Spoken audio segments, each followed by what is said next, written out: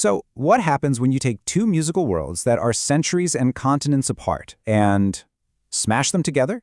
Well, today we're diving into a mind-blown conversation between Indian classical raga and European Baroque music. It's a project called Bach in Bengal, and trust me, it's unlike anything you've ever heard.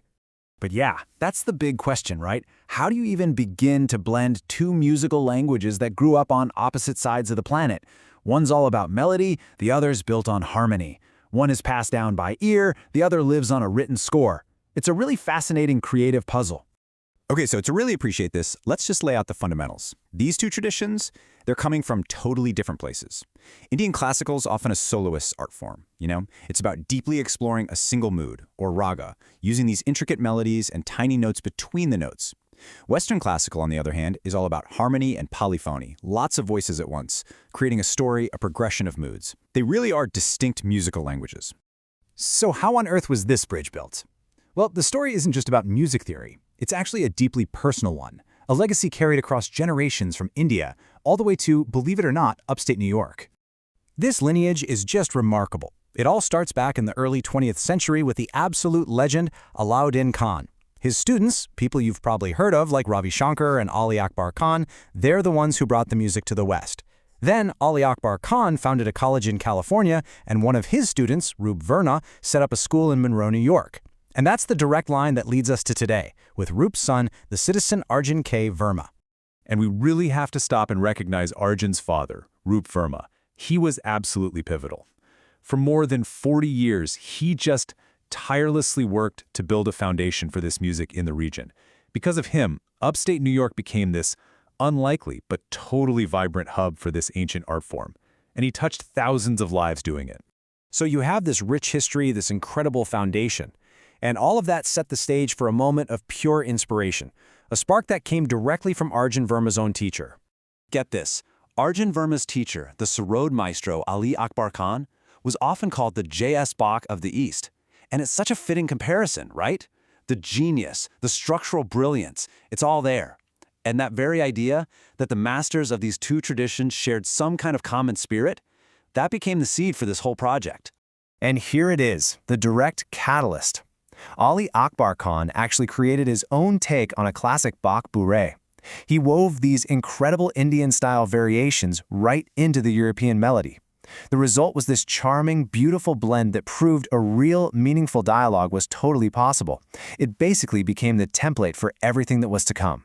So, okay, let's get into the mechanics of it. How exactly did Arjun Verma take that template and expand it into a full suite for sitar, tabla, and a chamber orchestra? Well, it turns out, even though they seem so different, these traditions have a surprising amount of common ground. Growing up in Wanayanta, New York, Arjun Verma realized that both Baroque and Indian music use these super complex, fast ornaments.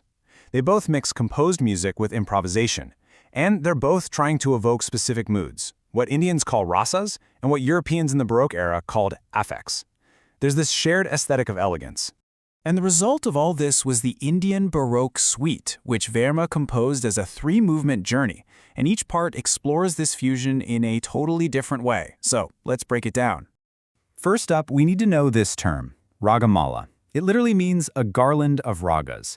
It's this amazing technique where a musician skillfully weaves together a whole medley of different ragas, shifting from one mood to the next. So here's how it works in the first movement.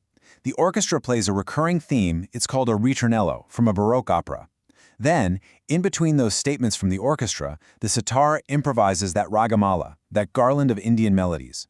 It creates this incredible call and response, not just between instruments, but between entire cultures. Now, for the second movement, we need to understand alap. This is the soul of a raga performance. It's slow, it's meditative, it's deeply emotional, and it has no fixed rhythm at all. It's just pure melodic exploration. And this is where the Western orchestra gets a really interesting challenge. Normally, an Indian musician would have a drone instrument called the tanpura.